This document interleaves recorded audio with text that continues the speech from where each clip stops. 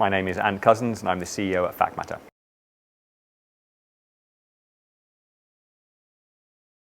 So actionable trends require data points. And previously we've been using numbers, right?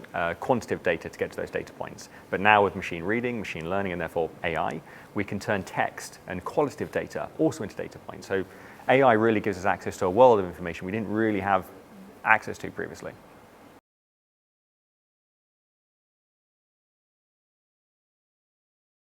So ROI, return on investment, requires KPIs. KPIs require data points. So really setting your ROI, working out what the value is you're trying to achieve early, working back from that to your KPIs, from your KPIs to the data you need to capture, that's critical. Getting that value path set, doing that first is critical to getting to KPIs.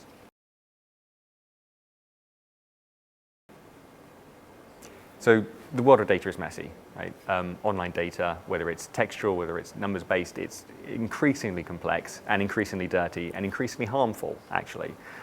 So we could apply humans to that problem. We could spend hours, and some companies still are spending hours researching that data, analyzing that data, cleansing that data.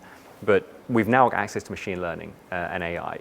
So the grunt work, the heavy lifting should be done by the computers, allowing humans to allow the more creative aspects and the more value-add aspects to come through.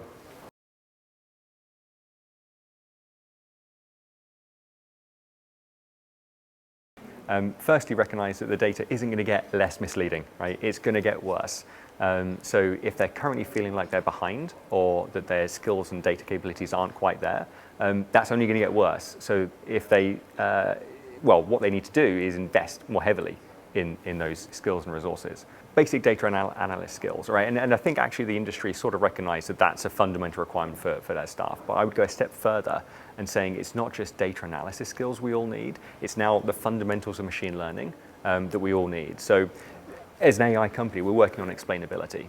So we're trying to make sure that people understand, we're not a black box, here's how our algorithms work. But the challenge is we can only explain so much. So I think given every member of staff, every employee right now in any business is making use of AI and ML on multiple points in their day, across multiple systems, but they don't understand the basics of how their systems work.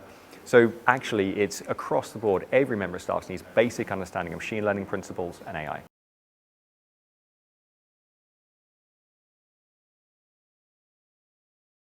I think actually it's more about grassroots.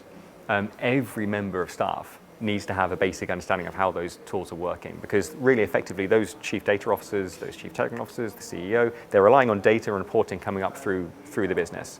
If those individuals at the front line aren't making best use of the data they have available to improve their daily decision making, that is going to feed all the way up the business. So yeah, absolutely. I think fundamental data analysis skills, yes, but machine learning skills more so.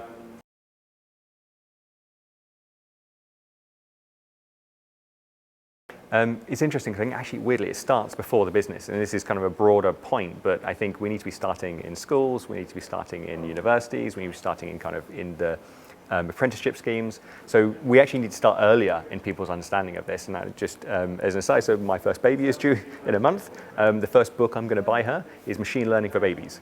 It's quantum computing for babies. So we've got to start much earlier in the spectrum. So basically people feel comfortable and interested and excited by data by the time they hit the workplace. And then when they hit the workplace, it's more about the kind of how that data and how that analysis affects their day jobs. It's not the understanding the basic concepts, which they should already have by that point.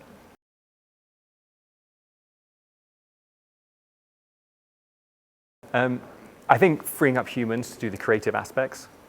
So machines are fast but dumb, humans are slow but intelligent. So making sure that the machines are doing the work that machines are best catered for. So huge quantities of data, finding connections, finding correlations in huge quantities of data. That's kind of what machines are good for. And using machines to do all of that work, allowing humans to focus on the creative aspects, the insights, working out the outcomes and coming up with the solutions. This is the way it's gonna go. I think the challenge is whether or not you're a business that gets that now, or whether you're a business that isn't going to get that until it's too late.